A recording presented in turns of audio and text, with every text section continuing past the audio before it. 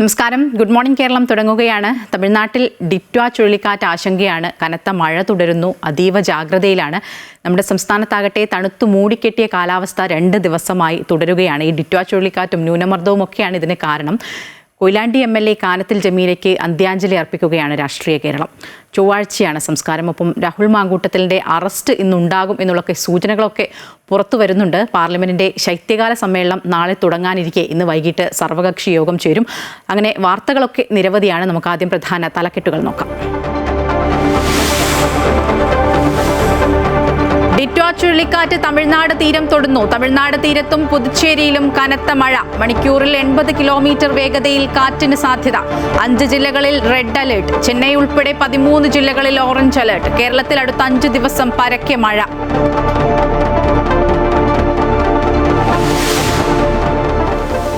ശ്രീലങ്കയിൽ ഡിറ്റ്വ ചുഴലിക്കാറ്റിൽ മരണം 132ആയി. 170ലേറെ പേരെ കാണാനില്ല. കനത്ത മഴ തുടരുന്നത് രക്ഷാപ്രവർത്തനത്തിന് തടസ്സം. കൊളംബോയിൽ കുടുങ്ങിയ ഇന്ത്യക്കാരെ തിരികെ എത്തിക്കാനുള്ള നടപടി തുടരുന്നു. സെനിയാർ ദിറ്റ്വ ചുഴലിക്കാറ്റുകളിൽ തകർന്നടിഞ്ഞ ഇന്തോനേഷ്യയും തായ്ലൻഡും മലേഷ്യയും. 600ലേറെ മരണം.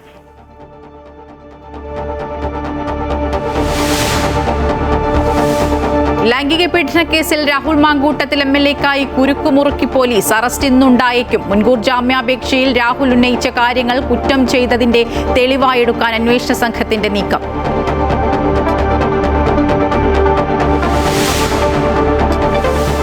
ശബരിമല സ്വർണ്ണക്കൊള്ളയിൽ പൂർണ്ണ ഉത്തരവാദിത്വം പത്മകുമാറിനെന്ന് ആവർത്തിച്ച് ദേവസ്വം ബോർഡ് അംഗങ്ങൾ. പാളികൾ കൊടുത്തുവിടാൻ ഇടപെടൽ നടത്തിയത് പത്മകുമാർ മാത്രമെന്ന് മൊഴി. ഉണ്ണികൃഷ്ണൻ പോറ്റിയുടെയും പത്മകുമാറിന്റെയും സാമ്പത്തിക ഇടപാടുകൾ കേന്ദ്രീകരിച്ചുള്ള അന്വേഷണത്തിൽ നിർണായക വിവരങ്ങളെന്ന് സൂചന.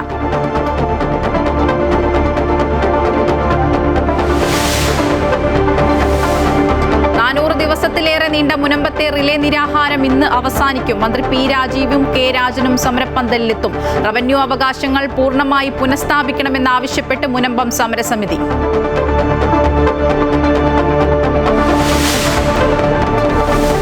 ഇന്ത്യ ദക്ഷിണാഫ്രിക്ക ആദ്യ ഏകദിനം ഇന്ന് റാഞ്ചിയിൽ. KL രാഹുൽ നയിക്കുന്ന പരമ്പരയിൽ 3 മത്സരങ്ങൾ. ഇന്ത്യക്കെതിരെ ടെസ്റ്റ് പരമ്പര നേടിയ ആത്മവിശ്വാസത്തിൽ ദക്ഷിണാഫ്രിക്ക. ഡിറ്റ്വ ചുഴലിക്കാറ്റിന്റെ ആശങ്കയിലാണ് തമിഴ്നാട് തീരം. തമിഴ്നാട് തീരം തൊടാൻ പോവുകയാണ് ചുഴലിക്കാറ്റ്. തമിഴ്നാട് തീരത്തും പുതുച്ചേരിയിലും കനത്ത മഴ തുടരുകയാണ്. മണിക്കൂറിൽ 80 കിലോമീറ്റർ വേഗതയിൽ കാറ്റിന് സാധ്യതയെന്നാണ് കാലാവസ്ഥാ നിരീക്ഷണ കേന്ദ്രത്തിന്റെ മുന്നറിയിപ്പുണ്ട്. 5 ജില്ലകളിൽ റെഡ് അലേർട്ടും ചെന്നൈ ഉൾപ്പെടെ 13 ജില്ലകളിൽ ഓറഞ്ച് അലേർട്ടുമുണ്ട്. ഡിറ്റ്വ ചുഴലിക്കാറ്റിന്റെ പ്രഭാവത്തിൽ വരും ദിവസങ്ങളിൽ നമ്മുടെ കേരളത്തിലും മഴ തുടരും. ചുഴലിക്കാറ്റ് കര തൊടാൻ സാധ്യതയില്ല. ഇന്ന് സംസ്ഥാനത്ത് വിവിധയിടങ്ങളിൽ ശക്തമായ മഴയ്ക്ക് സാധ്യതയെന്ന് കാലാവസ്ഥാ വകുപ്പിന്റെ മുന്നറിയിപ്പുണ്ട്. നിലവിൽ ഒരു ജില്ലകളിലും മഴ മുന്നറിയിപ്പില്ല. ദേവികയുണ്ട് കൂടുതൽ വിവരങ്ങളുമായി. ദേവിക, തമിഴ്നാട്ട് ഡിറ്റ്വ ചുഴലിക്കാറ്റിന്റെ ആശങ്കയിലാണ്. അവിടെ കനത്ത മഴ തുടരുകയാണ്. നമ്മുടെ സംസ്ഥാനത്തോട്ട് വരികയാണെങ്കിൽ 2 ദിവസമായി നല്ല തണുത്ത കാലാവസ്ഥയാണ്, ഒരു മൂടിക്കെട്ടിയ കാലാവസ്ഥയാണ്. എന്തൊക്കെയാണ് സംസ്ഥാനത്തിന്റെ ഒരു മുന്നറിയിപ്പുകളൊക്കെ? മായ, ഈ ഡിറ്റ്വ ചുഴലിക്കാറ്റിന്റെ പ്രഭാവത്തിൽ സംസ്ഥാനത്തും വരും ദിവസങ്ങളിൽ മഴ തുടരുമെന്ന് തന്നെയാണ് കാലാവസ്ഥാ വകുപ്പ് മുന്നറിയിപ്പ് നൽകുന്നത്. എന്തായാലും ഇപ്പോൾ നിലവിൽ കനത്ത മഴ ഇവിടെ അനുഭവപ്പെടുന്നില്ല. ഒരു ജില്ലകളിലും നിലവിൽ അലർട്ടുകളൊന്നും പ്രഖ്യാപിച്ചിട്ടില്ലെങ്കിലും വരും ദിവസങ്ങളിൽ മഴ തുടരുമെന്ന് തന്നെയാണ് കാലാവസ്ഥാ വകുപ്പ് മുന്നറിയിപ്പ് നൽകുന്നത്. ഈ തലസ്ഥാനത്തെ ഒരു കാലാവസ്ഥയൊക്കെ പരിശോധിച്ചാൽ നമുക്ക് മനസ്സിലാവും, പകൽ സമയങ്ങളിൽ കൂടി മൂടിക്കെട്ടിയ ഒരു കാലാവസ്ഥയാണ് അനുഭവപ്പെടുന്നത്. ഇത് ഈ ഡിറ്റ്വ ചുഴലിക്കാറ്റിന്റെ പ്രഭാവത്തിൽ ഉണ്ടാകുന്നതാണ്. ഈറൻ മേഘങ്ങൾ ഈ ചുഴലിക്കാറ്റിന്റെ ഭാഗമായി സംസ്ഥാനത്തിന്റെ അന്തരീക്ഷത്തിന് മുകളിൽ നിലനിൽക്കുന്നത് കൊണ്ടാണ് ഇത്തരത്തിലൊരു തണുത്ത കാലാവസ്ഥ സംസ്ഥാനത്ത് അനുഭവപ്പെടുന്നത്. ഇന്ന് ഉച്ചവരെ ഇത്തരത്തിലൊരു കാലാവസ്ഥ തുടരും. ഉച്ചയ്ക്ക് ശേഷം ഈ കാലാവസ്ഥയ്ക്കൊരു മാറ്റമുണ്ടാകും എന്ന് തന്നെയാണ് കാലാവസ്ഥാ വകുപ്പ് മുന്നറിയിപ്പ് നൽകുന്നത്. ഈ തമിഴ്നാടൻ തീരങ്ങളിൽ പരക്കെ നാശം വിതച്ചാണ് ഇത്തരത്തിൽ ഈ ഡിറ്റ്വ ചുഴലിക്കാറ്റിന്റെ പ്രഭാവത്തിൽ കനത്ത മഴ തുടരുകയാണ്. മണിക്കൂറിൽ 80 കിലോമീറ്റർ വരെ വേഗതയിലുള്ള കാറ്റായി രൂപപ്പെടാൻ സാധ്യതയുണ്ടെന്ന് തന്നെയാണ് കാലാവസ്ഥാ വകുപ്പ് മുന്നറിയിപ്പ് നൽകുന്നുണ്ട്. ഈ കേരള ലക്ഷദ്വീപ് തീരങ്ങളിൽ നിന്ന് മത്സ്യബന്ധനത്തിനുൾപ്പെടെ വിലക്ക് ഏർപ്പെടുത്തിയിട്ടുണ്ട്. പക്ഷേ ഈ ഡിറ്റ്വ ചുഴലിക്കാറ്റ് കര തൊടാനുള്ള സാധ്യത കുറവാണ്. നാളെ രാവിലെയോടെ ഇതൊരു തീവ്ര ന്യൂനമർദ്ദമായി രൂപം പ്രാപിക്കുമെന്ന് തന്നെയാണ് കാലാവസ്ഥാ വകുപ്പ് മുന്നറിയിപ്പ് നൽകുന്നത്. മായ, തീർച്ചയായും ഡിറ്റ്വ തമിഴ്നാട്ടിൽ കനത്ത ആശങ്കയാണ് ഉണ്ടാക്കുന്നതെങ്കിൽ നമ്മുടെ സംസ്ഥാനത്ത് വരുമ്പോൾ മഴയ്ക്കുള്ള മുന്നറിയിപ്പുകളാണ് നൽകുന്നത്. മൂടിക്കെട്ടിയ കാലാവസ്ഥയാണെങ്കിലും കനത്ത മഴയൊന്നും ഇല്ല. ചില ജില്ലകളിൽ നേരിയ മഴയൊക്കെ പെയ്യുന്നുണ്ടെങ്കിൽ കൂടിയും വരുന്ന 5 ദിവസം സംസ്ഥാനത്ത് മഴയുണ്ടാകും എന്നുള്ളൊരു മുന്നറിയിപ്പ് കൂടി വരുന്നുണ്ട്. ദേവികയാണ് വിവരങ്ങൾ നൽകിയത്. ശ്രീലങ്കയിൽ കനത്ത നാശം വിതച്ച് ഡിറ്റ്വ ചുഴലിക്കാറ്റ്. മരണസംഖ്യ 132ആയി. 176 പേരെ കാണാനില്ലെന്ന് അധികൃതർ അറിയിച്ചു. 78,000-ഓളം ആളുകളെ മാറ്റിപ്പാർപ്പിച്ചതായി ശ്രീലങ്കൻ ദുരന്ത നിവാരണ കേന്ദ്രം അറിയിച്ചിട്ടുണ്ട്. മരണസംഖ്യ ഇനിയും ഉയരാനാണ് സാധ്യത. രാത്രിയിലുണ്ടായ മണ്ണിടിച്ചിൽ നിരവധി പ്രദേശങ്ങളെ ബാധിച്ചതായി വിവരങ്ങളുണ്ടെങ്കിലും അധികൃതർക്ക് ഇതുവരെ അവിടെ എത്താൻ കഴിഞ്ഞിട്ടില്ല. ബുധനാഴ്ചയോടെയാണ് ചുഴലിക്കാറ്റ് കരയിൽ ആഞ്ഞടിച്ചത്. ഇത് ദ്വീപിലുടനീളം റെക്കോർഡ് മഴയ്ക്കാണ് കാരണമായത്. താഴ്ന്ന പ്രദേശങ്ങളിലെ വെള്ളപ്പൊക്ക സ്ഥിതി കൂടുതൽ വഷളാവുകയും കൊളംബോയിൽ നിന്ന് ഇന്ത്യൻ മഹാസമുദ്രത്തിലേക്ക് ഒഴുകുന്ന കെലാനി നദിയുടെ തീരത്ത് താമസിക്കുന്നവർക്ക് അധികൃതർ ഒഴിപ്പിക്കൽ ഉത്തരവുകൾ പുറപ്പെടുവിക്കുകയൊക്കെ ചെയ്തിരുന്നു.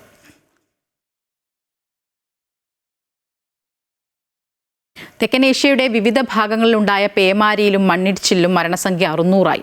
ഉഷ്ണമേഖലാ കൊടുങ്കാറ്റുകൾ മൂലം കനത്ത മഴയാണ് പെയ്യുന്നത്. മേഖലയിൽ ഇതുവരെ ഉണ്ടായിട്ടുള്ളതിൽ വെച്ച് ഏറ്റവും മോശം കാലാവസ്ഥയാണ് ഇപ്പോഴത്തേത്. ഇന്തോനേഷ്യ, മലേഷ്യ, തായ്ലൻഡ് എന്നിവിടങ്ങളിൽ ഭൂരിഭാഗം പ്രദേശങ്ങളിലും കഴിഞ്ഞ ഒരാഴ്ചയായി ചുഴലിക്കാറ്റിനെ തുടർന്ന് പേമാരിയാണ്. ഇന്തോനേഷ്യയിലെ സുമാത്ര ദ്വീപിലുണ്ടായ വെള്ളപ്പൊക്കത്തിലും മണ്ണിടിച്ചിലും മരിച്ചവരുടെ എണ്ണം 303ആയി. 300ഓളം പേരെ കാണാനില്ല. നിരവധി പേരെ ക്യാമ്പുകളിലേക്ക് മാറ്റി. സുമാത്ര പ്രവിശ്യയിലെ 15 നഗരങ്ങളിലുണ്ടായ വെള്ളപ്പൊക്കത്തിൽ 17,000 വീടുകൾ മുങ്ങിയെന്നാണ് കണക്കുകൾ. മണ്ണിടിച്ചിലിൽ റോഡുകൾ തകരുകയും ആശയവിനിമയ സൗകര്യങ്ങൾ നശിക്കുകയും ചെയ്തതോടെ ദ്വീപ് ഒറ്റപ്പെട്ട നിലയിലാണ്. ഹെലികോപ്റ്ററുകൾ ഉപയോഗിച്ച് പ്രദേശത്ത് രക്ഷാപ്രവർത്തനം തുടരുന്നുണ്ട്. 2 ദിവസം മുൻപ് ഇന്തോനേഷ്യയിലെ വടക്കൻ സുമാത്ര തീരത്തുള്ള ദ്വീപിൽ 6.6 തീവ്രത രേഖപ്പെടുത്തിയ ഭൂചലനം രേഖപ്പെടുത്തിയിരുന്നു.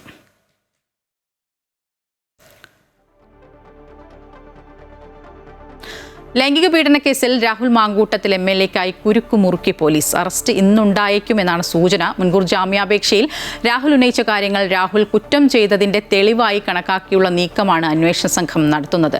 ദേവികയുണ്ട് കൂടുതൽ വിവരങ്ങളുമായി.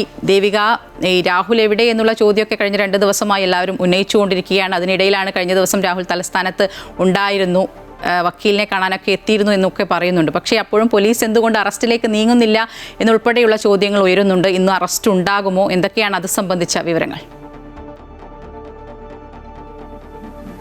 മായ, ഈ വക്കാലത്ത് ഒപ്പിടാൻ ഉൾപ്പെടെ രാഹുൽ മാങ്കൂട്ടത്തിൽ തലസ്ഥാനത്തെത്തിയിരുന്നു എന്ന വാദങ്ങൾ പോലീസ് നിരസിക്കുകയാണ്, പോലീസ് തള്ളുകയാണ്. ഈ രാഹുൽ മാങ്കൂട്ടത്തിന്റെ അടുപ്പക്കാരുൾപ്പെടെ ഇപ്പം നിലവിൽ പോലീസിന്റെ നിരീക്ഷണത്തിലാണുള്ളത്. ഈ തിരുവനന്തപുരത്ത് രാഹുൽ എത്തി എന്നുള്ള കാര്യം പോലീസ് നിഷേധിക്കുന്നുണ്ടെങ്കിലും വരും ദിവസങ്ങളിൽ അത്തരത്തിലൊരു സാധ്യത കണക്കിലെടുക്കാനുള്ള തയ്യാറെടുപ്പിൽ തന്നെയാണ് പോലീസ്. എന്തായാലും അറസ്റ്റ് ഇന്ന് ഉണ്ടാകാൻ സാധ്യതയുണ്ട്. ആ സാധ്യതകൾ തള്ളിക്കളയാനാകില്ല. എന്തായാലും ഈ രാഹുൽ മാങ്കൂട്ടത്തെ MLAക്കെതിരെ ഈ മുൻകൂർ ജാമ്യ ഹർജിയിൽ രാഹുൽ തന്നെ പറയുന്ന കാര്യങ്ങൾ പ്രോസിക്യൂഷൻ ഒരു ആയുധമാക്കാനാണ് സാധ്യത. അതായത് ഈ യുവതി ഈ ഫോൺ കോളുകൾ മനഃപൂർവ്വം റെക്കോർഡ് ചെയ്യുകയായിരുന്നു എന്നൊരു വാദം അതിലുണ്ട്. അതായത് ഈ രാഹുൽ മാങ്കൂട്ടത്തിൽ സ്വയം ഈ സംഭാഷണങ്ങൾ തന്റേത് തന്നെയാണ്. നമുക്ക് ആ ഓഡിയോ സന്ദേശങ്ങൾ നമ്മൾ കേട്ടതാണ്. അതിൽ നിന്ന് നമുക്ക് മനസ്സിലാവുന്ന കാര്യം തന്നെയാണ്. ഈ ഒരു യുവതിയെ ഗർഭചിത്രത്തിന് പ്രേരിപ്പിക്കുന്ന തരത്തിലുള്ള ഓഡിയോയാണ് അതിലുള്ളത്. അതിൽ ഈ കുട്ടി വളരെ വൈകാരികമായി സംസാരിക്കുന്നതൊക്കെ നമുക്ക് കേൾക്കാൻ സാധിക്കും. അതായത് ഈ ഫോൺ സന്ദേശങ്ങൾ തന്റേത് തന്നെയാണെന്ന് രാഹുൽ മാങ്കൂട്ടത്തിൽ തന്നെ സമ്മതിക്കുന്നുണ്ടെന്ന് ഡിസംബർ 3-ന് ഈ മുൻകൂർ ജാമ്യ ഹർജി കോടതി പരിഗണിക്കുമ്പോൾ പ്രോസിക്യൂഷൻ വാദിക്കാനാണ് സാധ്യത. അതേസമയം ഈ ഗർഭചിത്രം ഉൾപ്പെടെ ഇത്തരത്തിലെ ഈ പരാതിക്കാരി മുന്നോട്ട് വെച്ച പരാതികളെ അടിസ്ഥാനരഹിതമെന്ന് കാണിക്കുന്ന തരത്തിലുള്ള ഈ രേഖകൾ കഴിഞ്ഞ ദിവസം രാഹുൽ മാങ്കൂട്ടത്തിൽ കോടതിയിൽ ഹാജരാക്കിയിട്ടുണ്ട് എന്നാണ് സൂചന. ഈ രാഹുൽ മാങ്കൂട്ടത്തിനെതിരെ പരാതി ഉന്നയിച്ച പരാതിക്കാരിയും പരാതിക്കാരിയുടെ ഭർത്താവും ഒപ്പം നിൽക്കുന്ന ചിത്രം, ഇവർ തമ്മിലുള്ള ചില ശബ്ദ സന്ദേശങ്ങൾ അടക്കമുള്ള കാര്യങ്ങളാണ് രാഹുൽ മാങ്കൂട്ടത്തിൽ ഇത്തരത്തിൽ കോടതിയിൽ സമർപ്പിച്ചിട്ടുള്ളത്. എന്തായാലും ഇതൊക്കെ പരിഗണിച്ച് കോടതി എന്ത് തീരുമാനം കൈക്കൊള്ളുമെന്നത് വളരെ നിർണായകമാണ്. മായ, തീർച്ചയായും ലൈംഗിക പീഡന കേസിൽ രാഹുൽ മാങ്കൂട്ടത്തിൽ MLAക്ക് കുരുക്കുമുറുക്കിയിരിക്കുകയാണ് പോലീസ്. അറസ്റ്റ് ഇന്നുണ്ടായേക്കും എന്നുള്ള വിവരങ്ങളൊക്കെ പുറത്തു വരുന്നുണ്ട്. ഒപ്പം രാഹുൽ മുൻകൂർ ജാമ്യാപേക്ഷയിൽ ഉന്നയിച്ച കാര്യങ്ങൾ രാഹുലിന് തന്നെ തിരിച്ചടിയാകുമോ എന്നുള്ള കാര്യങ്ങളൊക്കെ ഈ ജാമ്യ ഹർജി പരിഗണിക്കുമ്പോൾ മാത്രമേ നമുക്ക് മനസ്സിലാവുകയുള്ളൂ. എന്തായാലും അറസ്റ്റ് ഇന്നുണ്ടാകും എന്നുള്ള സൂചനകളൊക്കെ പുറത്തു വരുന്നുണ്ട്. ദേവികയാണ് വിവരങ്ങൾ നൽകിയത്. പാർലമെന്റിന്റെ ശൈത്യകാല സമ്മേളനത്തിന് നാളെ തുടക്കമാവുകയാണ്. സമ്മേളനത്തിന് മുന്നോടിയായുള്ള സർവകക്ഷി യോഗം ഇന്ന് ചേരും. രാവിലെ 11 മണിക്കാണ് യോഗം. വൈകിട്ട് 4 മണിക്ക് സമ്മേളന കാലയളവിലെ വിഷയങ്ങൾ തീരുമാനിക്കുന്നതിനായി ഇരുസഭകളിലെയും കാര്യോപദേശക സമിതി യോഗം ചേരും. ചെങ്കോട്ട ഭീകരാക്രമണം, വോട്ടുകൊള്ള, SIR ആത്മഹത്യ തുടങ്ങിയ വിഷയങ്ങൾ ചർച്ച ചെയ്യണമെന്ന് പ്രതിപക്ഷം ആവശ്യപ്പെടും. സമ്മേളനത്തിന്റെ ആദ്യ ദിനങ്ങളിൽ SIR, വന്ദേമാതരം എന്നിവയിൽ വിശദമായ ചർച്ച നടക്കും. ആണവോർജ്ജം, വാണിജ്യ സുരക്ഷ, ഉന്നത വിദ്യാഭ്യാസ മേഖല എന്നിവയുമായി ബന്ധപ്പെട്ടതുൾപ്പെടെ 10 ബില്ലുകൾ ഈ സമ്മേളന കാലയളവിൽ അവതരിപ്പിക്കും. SIR, ഡൽഹിയിലെ വായുമലിനീകരണം തുടങ്ങി നിരവധി വിഷയങ്ങൾ സഭാ സമ്മേളനത്തിൽ ചർച്ചയാകാൻ സാധ്യതയുണ്ട്. തെരഞ്ഞെടുപ്പ് കമ്മീഷനെതിരായ വിമർശനങ്ങളും പാർലമെന്റിൽ ഉയർന്നു വന്നേക്കും. പാർലമെന്റിൽ സ്വീകരിക്കേണ്ട നിലപാടുകൾ ചർച്ച ചെയ്യാൻ കോൺഗ്രസ് നേതൃയോഗവും ഇന്ന് നടക്കും. തിങ്കളാഴ്ച മുതൽ ഡിസംബർ 19 വരെയാണ് സമ്മേളനം.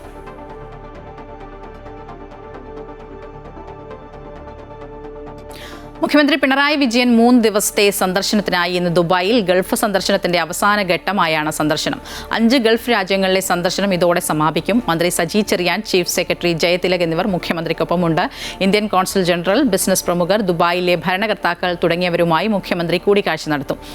തിങ്കളാഴ്ച വൈകിട്ട് ദുബായ് ഗിസൈസിലെ അമിറ്റി സ്കൂളിൽ CPM സാംസ്കാരിക സംഘടനയായ ഓർമ്മ സംഘടിപ്പിക്കുന്ന കേരളോത്സവത്തിൽ മുഖ്യമന്ത്രിക്ക് സ്വീകരണം നൽകും. ഡിസംബർ 2-ന് മുഖ്യമന്ത്രി കേരളത്തിൽ തിരിച്ചെത്തും.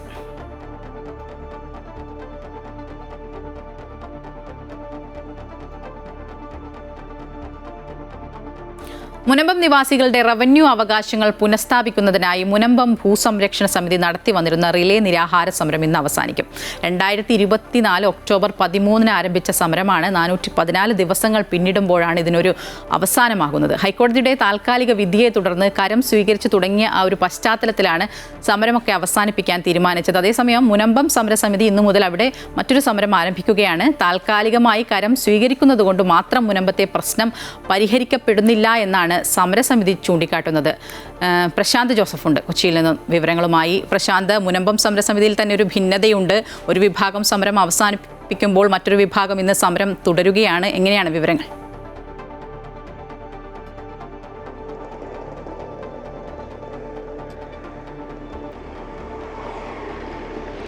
മായ, തീർച്ചയായും ഇവിടെ മുനമ്പത്തെ ജനത ഒരു 1.25 വർഷത്തോളമായി നടത്തി വന്നിരുന്ന സമരം ഇപ്പോൾ അവർ 2 തട്ടിലായിരിക്കുകയാണ്.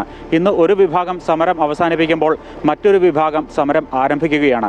414 ദിവസങ്ങൾ പിന്നിടുന്ന റിലേ നിരാഹാര സമരം, മുനമ്പം ഭൂസംരക്ഷണ സമിതിയുടെ നേതൃത്വത്തിലുള്ള റിലേ നിരാഹാര സമരം ഇന്ന് ഉച്ചയോടെ അവസാനിപ്പിക്കുമ്പോഴാണ് മറ്റൊരു വിഭാഗം സമരം ആരംഭിക്കുന്നത്.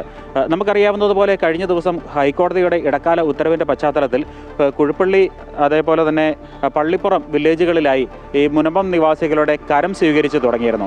ഈ ഒരു പശ്ചാത്തലത്തിലാണ് അടുത്ത ദിവസം ഇവിടെ സ്ഥലം പോക്കുവരവിനായി പ്രത്യേക ഹെൽപ്പ് ഡെസ്ക് തുറക്കുമെന്ന് മന്ത്രി പി രാജീവ് ഉറപ്പ് നൽകുകയും ചെയ്തിരുന്നു. ഈ പശ്ചാത്തലത്തിൽ സമരം അവസാനിപ്പിക്കുന്നുവെന്ന് മുനമ്പം ഭൂസംരക്ഷണ സമിതി വ്യക്തമാക്കുകയായിരുന്നു.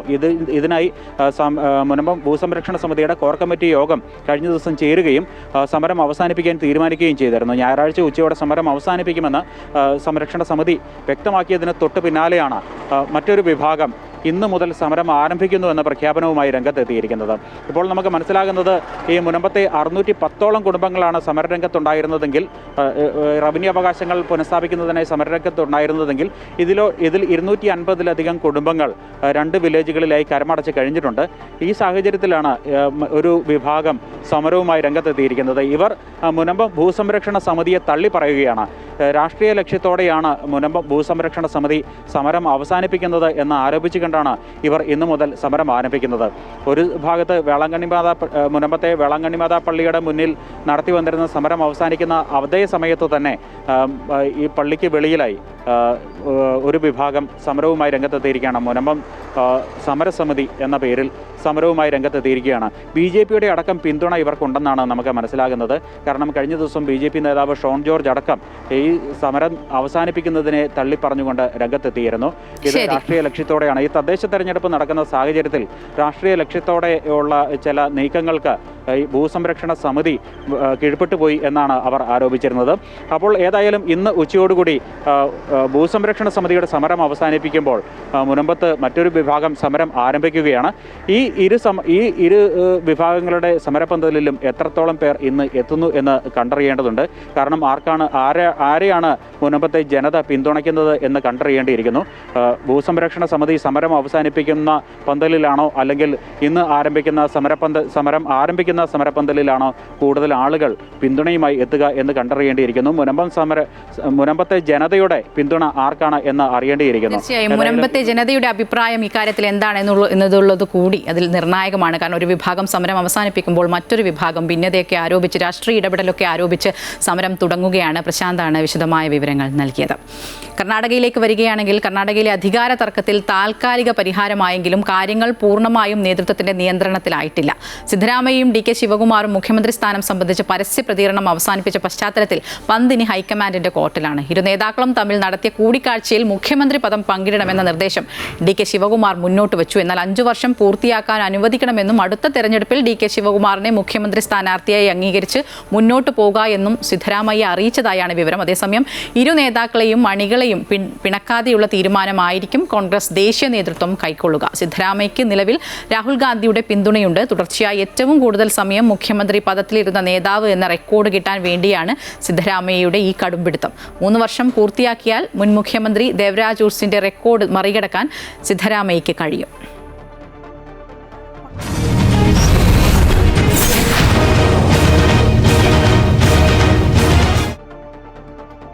ഇനി തദ്ദേശ തിരഞ്ഞെടുപ്പുമായി ബന്ധപ്പെട്ട വാർത്തകളാണ്. തിരുവനന്തപുരം കോർപ്പറേഷനിലെ പുന്നയ്ക്കാമുകൾ വാർഡിൽ ഇക്കുറി CPM കളത്തിലിറക്കിയിരിക്കുന്നത് ജില്ലാ കമ്മിറ്റി അംഗവും മുൻ ഏരിയ സെക്രട്ടറിയുമായ RP ശിവജിയാണ്. എന്നാൽ BJP സ്ഥാനാർത്ഥിയാകട്ടെ 45 വർഷത്തെ കോൺഗ്രസിന്റെ ബാന്ധവം ഉപേക്ഷിച്ച മുൻ KPCC എക്സിക്യൂട്ടീവ് അംഗം കൂടിയായ K മഹേശ്വരൻ നായരാണ്. 2 മുതിർന്ന നേതാക്കൾക്കിടയിൽ കോൺഗ്രസ് പരീക്ഷിക്കുന്നത് യുവമുഖമായ യൂത്ത് കോൺഗ്രസ് പ്രതിനിധി R ശ്രീജിത്തിനെയാണ്. വാർഡ് രൂപീകരിച്ച 2005 മുതൽ കഴിഞ്ഞ വർഷം വരെ LDF മാത്രമാണ് പുന്നയ്ക്കാമുകളിൽ ജയിച്ചിട്ടുള്ളത്. എന്നാൽ കഴിഞ്ഞ തവണ BJP അട്ടിമറി വിജയം നേടി. CPMന് ഏറെ സ്വാധീനമുള്ള വാർഡിൽ മുൻ ഏരിയ സെക്രട്ടറിയും ജില്ലാ കമ്മിറ്റി അംഗവുമായ RP ശിവജിയെയാണ് പാർട്ടി കളത്തിലിറക്കിയിരിക്കുന്നത്. LDFന്റെ മേയർ സ്ഥാനാർത്ഥി സാധ്യതാ പട്ടികയിൽ ഉൾപ്പെട്ടിട്ടുള്ള നേതാവ് കൂടിയാണ് RP ശിവജി. 2015 ഇവിടെ കൗൺസിലറായിരുന്നു ഇദ്ദേഹം. LDFന്റെ പൊതുമുന്നേറ്റം ഉണ്ടാകുമെന്നുള്ളത് യാഥാർത്ഥ്യമാണ്.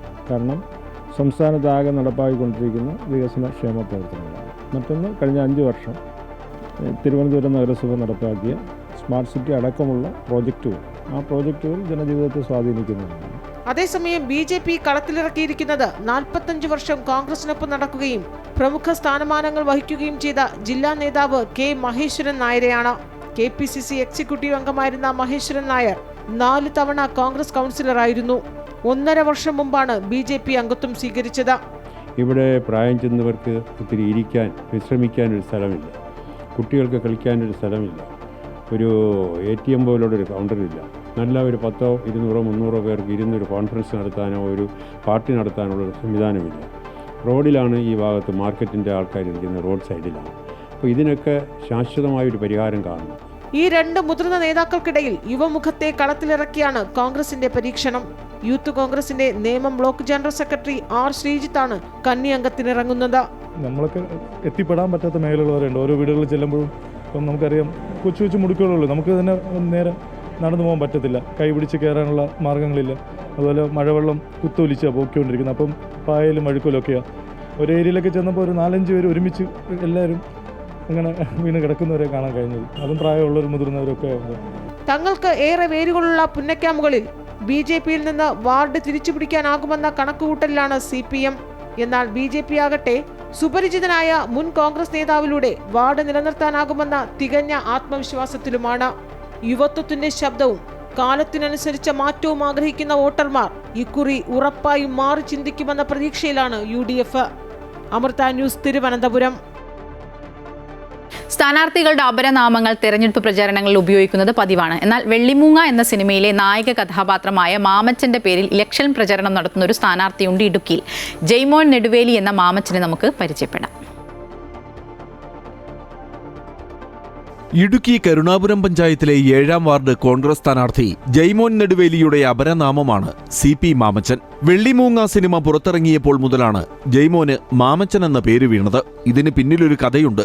വെള്ളിമൂങ്ങ സിനിമ ഇറങ്ങിയ സമയം നാട്ടിൽ ഒരു സംസ്കാര ചടങ്ങ്. ജയ്മോൻ പ്രതിനിധീകരിക്കുന്ന പാർട്ടിയുടെ നേതാവ് റീത്തുമായി എത്തി. ഇതിനിടെ നേതാവിന് ഒരു ഫോൺ കോൾ വന്നു. നേതാവ് റീത്ത് ജയ്മോന്റെ കയ്യിൽ നൽകി.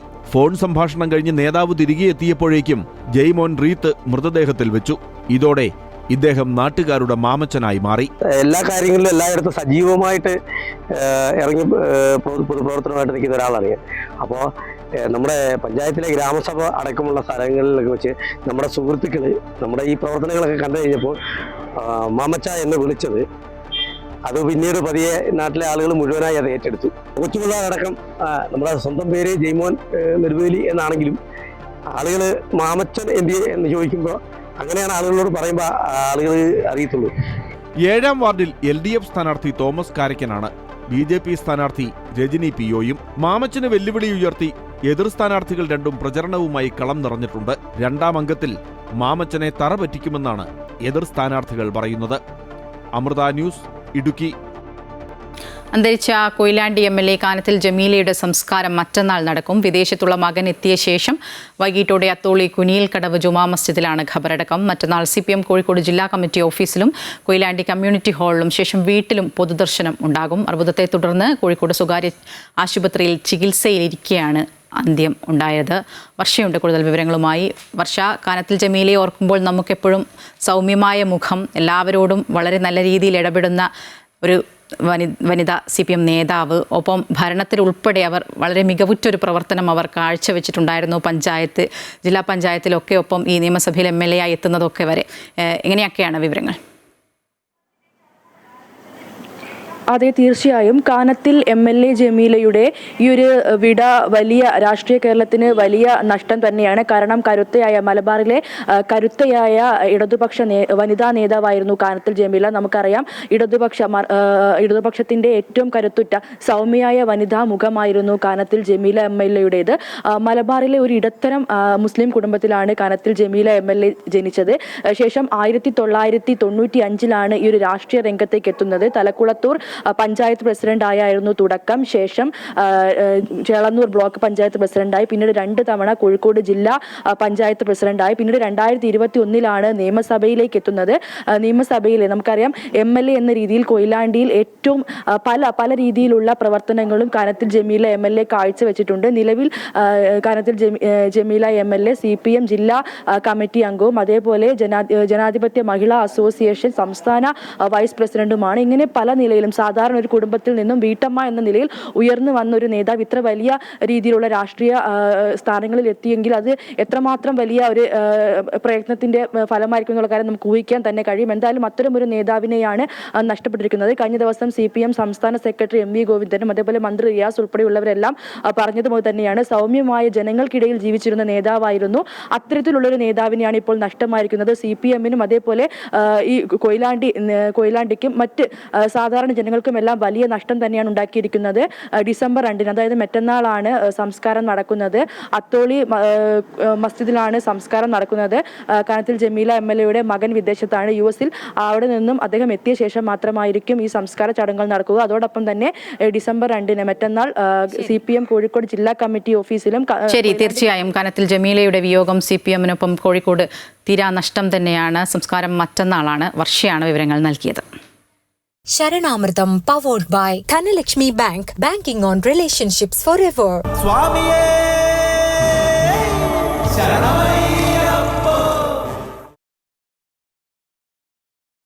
ശബരിമലയിൽ അയ്യപ്പ ഭക്തരുടെ പ്രവാഹം തുടരുകയാണ്. മണ്ഡലപൂജയ്ക്കായി നട തുറന്ന് 2 ആഴ്ച പിന്നിടുമ്പോൾ 12 ലക്ഷത്തിലധികം അയ്യപ്പ ഭക്തരാണ് ശബരിമലയിൽ ദർശനം നടത്തിയത്. വൃശ്ചികം 1 നട തുറന്ന ശേഷം ഏറ്റവും കുറവ് അയ്യപ്പ ഭക്തർ ദർശനം നടത്തിയത് ഇന്നലെയാണ്. 76,151 ഭക്തരാണ് ഇന്നലെ 18-ാം പടി ചവിട്ടി അയ്യപ്പ ദർശനം നടത്തിയത്. രജിത്തുണ്ട് കൂടുതൽ വിവരങ്ങളുമായി. രജിത്ത്, കഴിഞ്ഞ ദിവസമായിരുന്നു ഏറ്റവും കുറവ് അയ്യപ്പ ഭക്തരെത്തിയത് എന്നാണ് കണക്കുകളൊക്കെ. ഇന്നെങ്ങനെയാണ്? തിരക്കുണ്ടോ? എന്തൊക്കെയാണ് ശബരിമലയിൽ നിന്നുള്ള വിശേഷങ്ങൾ?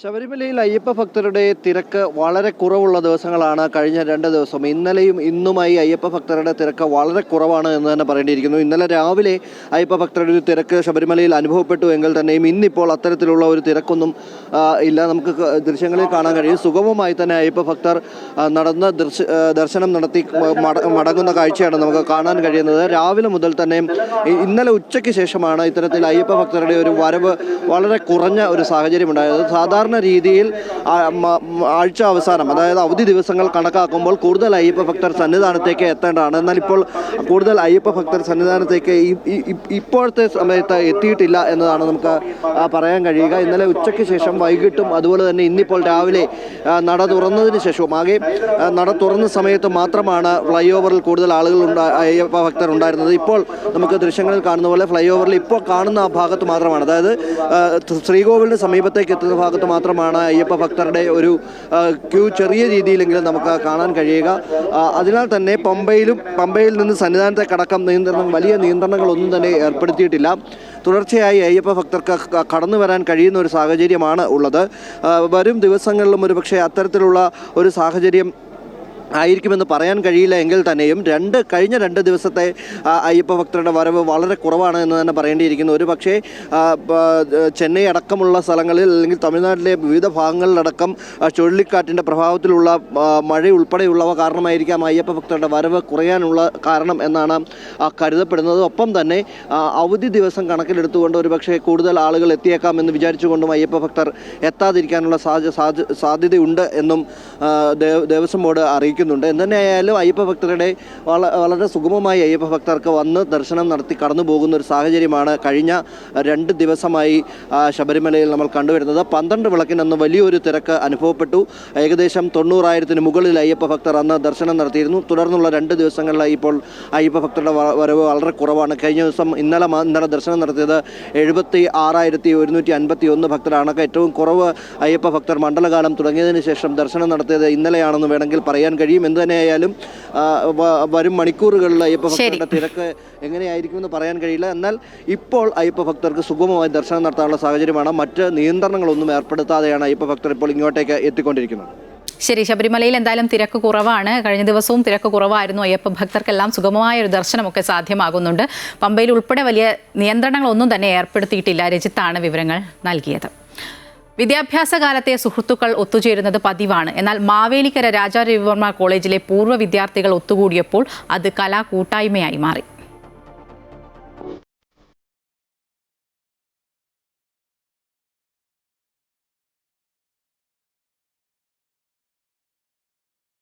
രണ്ടായിരത്തി 15-16 മാവേലിക്കര രാജാ രവിവർമ്മ കോളേജ് പഠനകാലത്ത് ഒരുപക്ഷെ ഇവർ ചിന്തിച്ചിട്ടുണ്ടാകില്ല ഇത്തരത്തിൽ ഒരു ഒത്തുകൂടൽ. അതുല്യപ്രിയയുടെ ആശയമാണ് യാഥാർത്ഥ്യമായത്. ഒത്തുകൂടുമ്പോൾ അതിന് വ്യത്യസ്തത ഉണ്ടാകണം. അതിനായി തങ്ങളുടെ കലാസൃഷ്ടികളെ ഒഴുക്ക് എന്ന വേദിയിലൂടെ പ്രദർശിപ്പിക്കുകയാണിവർ.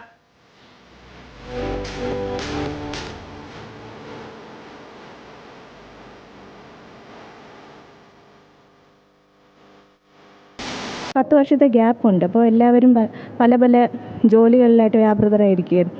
അതിനിടയ്ക്ക് ഇങ്ങനെ ഒരു അവസരം കിട്ടിയപ്പോഴത്തേക്കും എല്ലാവരും വിളിച്ച് ചോദിച്ചപ്പോഴത്തേക്കും തന്നെ ഓക്കെ എന്ന് പറഞ്ഞു. പിന്നെ ഞങ്ങളൊരു ഗ്രൂപ്പ് സ്റ്റാർട്ട് ചെയ്തു. വാട്സപ്പിലൊരു ഗ്രൂപ്പ് സ്റ്റാർട്ട് ചെയ്തു. വളരെ പ്രയാസമായിരുന്നു. വളരെ ദൂരങ്ങളിലൊക്കെയാണ് എല്ലാവരും ജോലിയൊക്കെ ആയിരുന്നത്. അപ്പോൾ എല്ലാവരെയും ഒരുമിപ്പിച്ച് കൊണ്ടുവന്നിട്ട് ഈ വർക്കുകളൊക്കെ ചെയ്യിപ്പിച്ചെടുക്കാമെന്ന് പറയുന്നത് ഭയങ്കര പാടാണ്. എന്നിരുന്നാലും അവരെ വർക്കിൻ്റെ തിരക്കിനിടയിൽ ഒരു 5 മാസത്തോളം സമയം കൊണ്ടാണ് ഞങ്ങളിത് കംപ്ലീറ്റ് ചെയ്ത് ഈ വർക്കെല്ലാം കംപ്ലീറ്റ് ചെയ്തത്. കലാരംഗത്ത് കഴിവ് തെളിയിച്ചവരാണ് എല്ലാവരും. വിവിധ മേഖലകളിൽ പ്രവർത്തിക്കുമ്പോഴും കലയെ ജീവിതത്തോട് ചേർത്ത് പിടിക്കുകയാണിവർ. മാവേലിക്കര ഫൈനാൻസ് കോളേജിൽ ഉണ്ടായിരുന്ന ഒരു 12 പേര് ഒരു 10 വർഷത്തിന് ശേഷം ഞങ്ങൾ ഒരുമിച്ച് നിന്ന് ചെയ്യുന്ന ഒരു എക്സിബിഷനാണ്. അപ്പോൾ ഞങ്ങളുടെ കൂടെ ഉണ്ടായിരുന്ന അതുല്യപ്രിയ എന്ന് പറഞ്ഞ് ഞങ്ങളുടെ ഫ്രണ്ടാണ് ഞങ്ങളോട് ഇങ്ങനെ ഒരു ആശയം പറയുന്നത്, നമുക്ക് എന്തായാലും ചെയ്താലോ. അങ്ങനെ കുറച്ച് ആൾക്കാർ ഈ മേഖലയിൽ തന്നെ നല്ല രീതിയിൽ എക്സിബിഷനുകളും ആർട്ടുപരമായിട്ട് കാര്യങ്ങളും ചെയ്ത് മുമ്പോട്ട് പോകുന്നു. പക്ഷേ ഞങ്ങൾ കുറച്ച് പേര് ഇൻഡയറക്റ്റ്ലി ആർട്ടുമായിട്ട് ബന്ധപ്പെട്ട് ചില കമ്പനികളിൽ ജോലി ചെയ്യുന്നവരാണ്. ഇനി മുന്നോട്ടും ഇതുപോലെ തന്നെ ഞങ്ങളെപ്പോലെ വീണ്ടും ഈ എക്സിബിഷൻ ചെയ്യാൻ ആഗ്രഹിക്കുന്നവരെയൊക്കെ ഉൾപ്പെടുത്തി ചെയ്യാനാണ് തന്നെയാണ് പ്ലാൻ. സൗഹൃദ കൂട്ടായ്മയുടെ ആദ്യത്തെ ചിത്ര പ്രദർശനമാണ് ഒഴുക്ക്. ചിത്രരചനയും ശില്പകലയും ചേർത്താണ് പ്രദർശനം. ഭാവിയിലും പല വേദികളിൽ ഒരുമിക്കണമെന്ന് തന്നെയാണ് ഇവരുടെ ആഗ്രഹം. മുൻ Lalithakala academy chairman professor Kattoor Narayanan Pillai ആയിരുന്നു ഒഴുക്കിന്റെ ഉദ്ഘാടകൻ. അമൃതാനൂസ്, തിരുവനന്തപുരം. സിനിമാ ജീവിതത്തിൽ 50 വർഷം പൂർത്തിയാക്കിയ മലയാളത്തിന്റെ പ്രിയതാരം ബാലചന്ദ്ര മേനോന് ആദരവ് നൽകി സുഹൃത്തുക്കൾ. ബാലചന്ദ്ര മേനോന്റെ അടുത്ത സുഹൃത്തുക്കൾ ചേർന്നുള്ള റോസ് ദി ഫാമിലി ക്ലബിന്റെ ആഭിമുഖ്യത്തിൽ സംഘടിപ്പിച്ച പരിപാടിയിൽ മലയാളത്തിന്റെ പ്രിയതാരം ജഗതി ശ്രീകുമാർ ഉൾപ്പെടെയുള്ളവർ പങ്കെടുത്തു. സിനിമാ താരമായ മുകേഷ് ഉൾപ്പെടെയുള്ളവർ ചടങ്ങിന്റെ ഭാഗമായി. ക്യാമറയ്ക്ക് മുന്നിലും പിന്നിലും ഒരുപോലെ പ്രതിഭ തെളിയിച്ച പ്രിയ നടന് റോസ് ദി ഫാമിലി ക്ലബിന്റെ ആഭിമുഖ്യത്തിലാണ് ആദരവ് നൽകിയത്. മലയാളത്തിന്റെ അതുല്യ നടൻ ജഗതി ശ്രീകുമാറിൽ നിന്ന് ബാലചന്ദ്ര മേനോൻ ആദരവ് ഏറ്റുവാങ്ങി.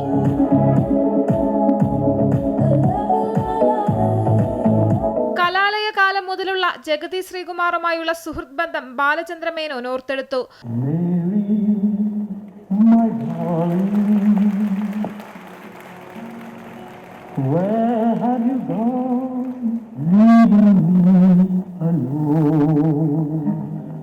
അന്ന് എനിക്ക് ഓർമ്മയുണ്ട്, യൂണിവേഴ്സിറ്റി കോളേജിൽ വെച്ച് സിറ്റിയിലുള്ള കോളേജിലെ കലാകാരന്മാരെ സംഘടിപ്പിച്ചുകൊണ്ട് സ്റ്റുഡൻസ് ആർട്ട് സൊസൈറ്റി എന്നൊരു സംഘടന ഉണ്ടാക്കാൻ പ്ലാൻ ചെയ്ത് ഞാനും ജഗതിയും കൂടെ സ്റ്റുഡൻസ് സെൻറ്ററിൽ ഒരു മീറ്റിംഗ് പ്ലാൻ ചെയ്തു. ഒരു ഞായറാഴ്ചയായിരുന്നു. വൈകുന്നേരം ആകപ്പാടെ വന്നത് ഞാനും ജഗതിയും മാത്രമേ ഉള്ളൂ. ജഗതി കുറച്ച് മൗനമായിട്ട് കാണിച്ചു, ഞാൻ 2 പാട്ടും പാടി പിരിയുകയും ചെയ്തു. പിന്നെ സിനിമയിൽ വന്നിട്ടാണ് ഞങ്ങൾ കൂടുതൽ ക്ലോസ് ആകുന്നത്. വേദിയിൽ ബാലചന്ദ്ര മേനോൻ സംവിധാനം ചെയ്ത അമ്മയാണേ സത്യം എന്ന സിനിമയിൽ നായകനായതിന് പിന്നിലെ രസകരമായ ഓർമ്മകൾ നടൻ മുകേഷ് പങ്കുവച്ചു. ട്രെയിനിൽ സ്പെയിനിൽ നിന്ന് വന്ന ഒരു ഫാമിലി ഉണ്ടായിരുന്നു. സ്പെയിനിലെ ആള് എന്നോട് ചോദിച്ചു, you are A film actor? ഞാൻ പറഞ്ഞു യെസ്. എന്താണ് സിനിമയുടെ പേര്? ഞാൻ പറഞ്ഞു അമ്മയാണ് സത്യം. ഇംഗ്ലീഷിൽ പറഞ്ഞാൽ പ്രോമിസ് ഓൺ മൈ മദർ എന്ന് വേണമെങ്കിൽ പറയാം.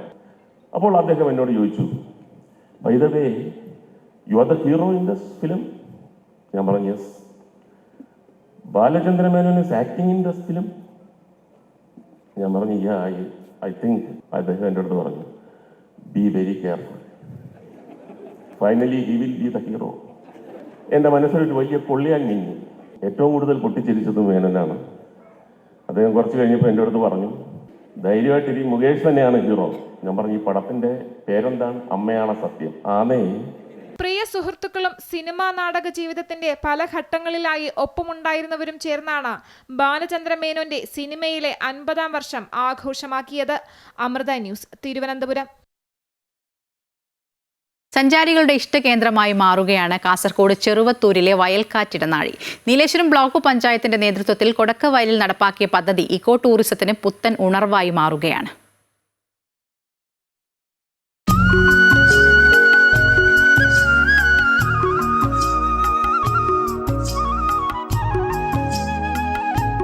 വയൽക്കാറ്റ് കൊണ്ട് ഗ്രാമഭംഗി ആസ്വദിച്ചും മീൻ പിടിച്ചും കഥ പറഞ്ഞിരിക്കാൻ ഒരിടമെന്ന ആശയമാണ് നീലേശ്വരം ബ്ലോക്ക് പഞ്ചായത്തിന്റെ സ്വപ്ന പദ്ധതിയായ വയൽക്കാറ്റ്.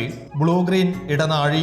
ചെറുവത്തൂർ കൊടക്കവയലിന്റെ സൗന്ദര്യം നോക്കെത്താ ദൂരത്തോളം ഇവിടെ നിന്ന് കാണാം. ചെറുവത്തൂരിനെയും കയ്യൂർ ചീമേനി ഗ്രാമപഞ്ചായത്തിനെയും ബന്ധിപ്പിക്കുന്ന കൊടക്കവയൽ തോടിന്റെ ഇരുഭാഗങ്ങളിലുമായി 60 മീറ്റർ നീളത്തിൽ കരിങ്കൽ ഭിത്തിയും മുകൾ ഭാഗത്തായി കൊരപ്പുകട്ടകൾ പാകി മനോഹരമാക്കിയും പുൽത്തകടി ഒരുക്കിയുമാണ് ഗ്രാമീണ വിനോദസഞ്ചാര പദ്ധതി ഒരുക്കിയത്.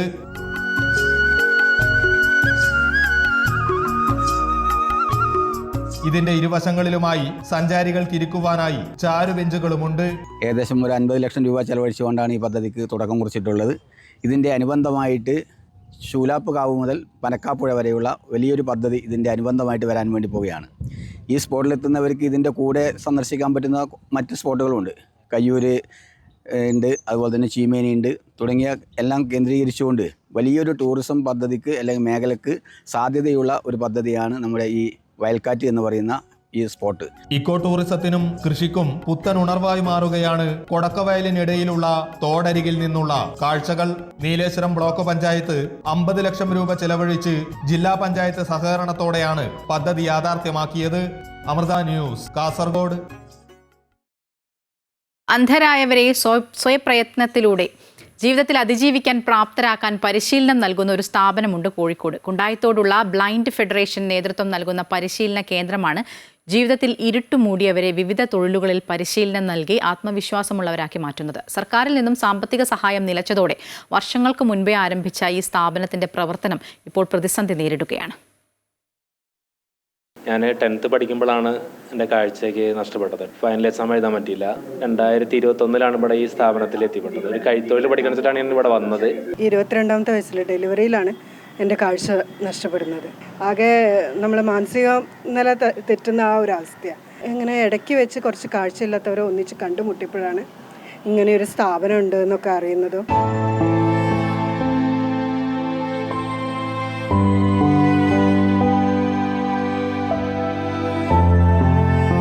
നല്ല നിറമുള്ള ലോകം പൊടുന്നനെ ഇരുട്ട് നിറഞ്ഞതാകുന്നതിനെക്കുറിച്ച് നിങ്ങൾ എപ്പോഴെങ്കിലും ചിന്തിച്ചിട്ടുണ്ടോ? സോണിയെപ്പോലെയും സുനിലിനെപ്പോലെയുമുള്ള നിരവധി ആളുകൾ നമുക്കിടയിലുമുണ്ട്. ജന്മനാ കണ്ണിലെ വെളിച്ചം നഷ്ടപ്പെട്ടവരെക്കാൾ ഇത്തരം സാഹചര്യങ്ങളുമായി പെട്ടെന്ന് പൊരുത്തപ്പെടുക എന്നതാകും ഇവർക്ക് മുന്നിലുള്ള വെല്ലുവിളി. കോഴിക്കോട് കുണ്ടായിത്തോടുള്ള കേരള ബ്ലൈൻഡ് ഫെഡറേഷന്റെ ഈ പരിശീലന കേന്ദ്രം വിവിധ തൊഴിലുകൾ ചെയ്യാൻ ഇവരെ പ്രാപ്തരാക്കുകയാണ്. ജന്മനാ അന്ധത ബാധിച്ചവരും ജീവിതയാത്രക്കിടെ ഇരുൾ പരന്നവരുമായ നിരവധി പേർക്കാണ് ഈ പരിശീലന കേന്ദ്രം ആശ്രയമാകുന്നത്. ഇവിടെ ആദ്യകാലത്ത് 10-50 പിള്ളേരെ ഒന്നിച്ച് പരിശീലനം നടത്തിയിട്ടുണ്ട്. ആ കാലത്ത് കേന്ദ്ര ഗവൺമെൻറ് ധനസഹായമൊക്കെ ഉണ്ടായിരുന്നു. സാമൂഹ്യ പ്രവർത്തകർ അങ്ങനെയുള്ള കുറച്ച് നല്ല മനസ്സുള്ള ആളുകളുടെ സഹായം കൊണ്ടൊക്കെ മുന്നോട്ട് പോവുകയാണ്. ഇപ്പോൾ സർക്കാരിൽ നിന്ന് യാതൊരു ആനുകൂല്യവും ഇവിടെ ഇപ്പോഴും ലഭിക്കുന്നില്ല. സന്നദ്ധ സംഘടനകളുടെയും സാമൂഹ്യ പ്രവർത്തകരുടെയും സഹായം കൊണ്ട് മാത്രമാണ് സ്ഥാപനം ഇപ്പോൾ മുന്നോട്ട് പോകുന്നത്. 2003 വരെ കേന്ദ്ര സർക്കാരിന്റെ സാമ്പത്തിക സഹായം ലഭിച്ചിരുന്നു. അത് നിലച്ചതോടെ സ്ഥാപനത്തിന്റെ നടത്തിപ്പും വലിയ പ്രയാസത്തിലാണ്. സാക്ഷരതാ മിഷന്റെ ബ്രെയിൽ ലിപി പരിശീലനം, തുല്യതാ പരീക്ഷയ്ക്കുള്ള പരിശീലനം എന്നിവയെല്ലാം ഈ സ്ഥാപനം നൽകി വരുന്നുണ്ട്. സർക്കാർ സഹായം കൂടെയുണ്ടെങ്കിൽ കൂടുതൽ ട്രേഡുകളിൽ പരിശീലനം നൽകാനും സ്ഥാപനത്തിന് കഴിയും. ക്യാമറാമാൻ അമർജിത്തിനൊപ്പം MM രാഗേഷ്, അമൃത ന്യൂസ്, കോഴിക്കോട്. കാണികൾക്ക് കാഴ്ചാവിരുന്നായി തിരുവനന്തപുരം ശംഖുമുഖത്തെ നാവികസേനയുടെ പരിശീലന പ്രകടനം. നാവികസേനാ ദിന പരിപാടികളുടെ മുന്നോടിയായിട്ടാണ് ഈ പരിശീലനം സംഘടിപ്പിച്ചത്. ഡിസംബർ 3 നടക്കുന്ന നാവിക ദിനാഘോഷത്തിൽ രാഷ്ട്രപതി ദ്രൗപദി മുർമു മുഖ്യാതിഥിയാകും.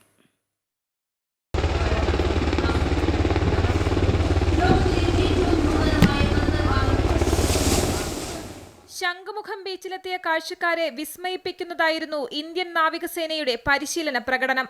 ഹോക്ക്, ഡോണിയർ, മിഗ് ഫൈറ്റ് ജെറ്റുകൾ, ചേതക്, M3, MH-60 ഹെലികോപ്റ്ററുകൾ, INS കൊൽക്കത്ത, അന്തർവാഹിനി എന്നിവയുടെ അഭ്യാസ പ്രകടനങ്ങൾ കാഴ്ചക്കാരിൽ ആവേശം നിറച്ചു. ഡിസംബർ 3 ശംഖുമുഖത്ത് ഇന്ത്യൻ നാവികസേനയുടെ കരുത്തായ INS വിക്രാന്ത്, വിക്രമാദിത്യൻ എന്നീ യുദ്ധക്കപ്പലുകൾ കൂടി എത്തിച്ചേരുമെന്നാണ് പ്രതീക്ഷിക്കുന്നത്. നാവികസേനയുടെ അഭ്യാസ പ്രകടനങ്ങൾ ആസ്വദിക്കാൻ പൊതുജനങ്ങൾക്കും അവസരമുണ്ടാകും. 8000 പേരെ ഉൾക്കൊള്ളിക്കാവുന്ന പവലിയൻ ശംഖുമുഖത്ത് ഒരുക്കിയിട്ടുണ്ട്. നാവികസേനാ ദിനമായ 4 നടക്കേണ്ട അഭ്യാസ പ്രകടനങ്ങളാണ് രാഷ്ട്രപതിയുടെ സൗകര്യാർത്ഥം ഒരു ദിവസം മുൻപ് നടത്തുന്നത്.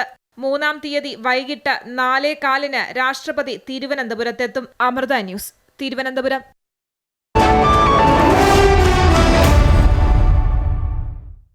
ടെസ്റ്റ് ക്രിക്കറ്റ് പരമ്പരയിലെ സമ്പൂർണ്ണ തോൽവിക്കു പിന്നാലെ ഇന്ത്യ ദക്ഷിണാഫ്രിക്ക ഏകദിന പരമ്പരയ്ക്ക് ഇന്ന് റാഞ്ചിയിൽ തുടക്കമാകും. 3 മത്സരങ്ങളാണ് പരമ്പരയിലുള്ളത്. പരിക്കേറ്റ ശുഭ്മാൻ ഗില്ലിന്റെ അഭാവത്തിൽ KL രാഹുലാണ് ക്യാപ്റ്റൻ. മുതിർന്ന താരങ്ങളായ രോഹിത് ശർമ്മയും വിരാട് കോഹ്ലിയും ടീമിന്റെ ഭാഗമാണ്. ഗില്ലിന് പകരം ഓപ്പണിംഗിൽ രോഹിത്തിന്റെ പങ്കാളിയായി യശസ്വി ജയ്സ്വാൾ കളിക്കും. ഋതുരാജ് ഗെയ്ക്വാദും രംഗത്തുണ്ട്. ടെംബ ബവുയാണ് ദക്ഷിണാഫ്രിക്കൻ ക്യാപ്റ്റൻ. ക്വിന്റൻ ഡി കോക്കും ടീമിലുണ്ട്.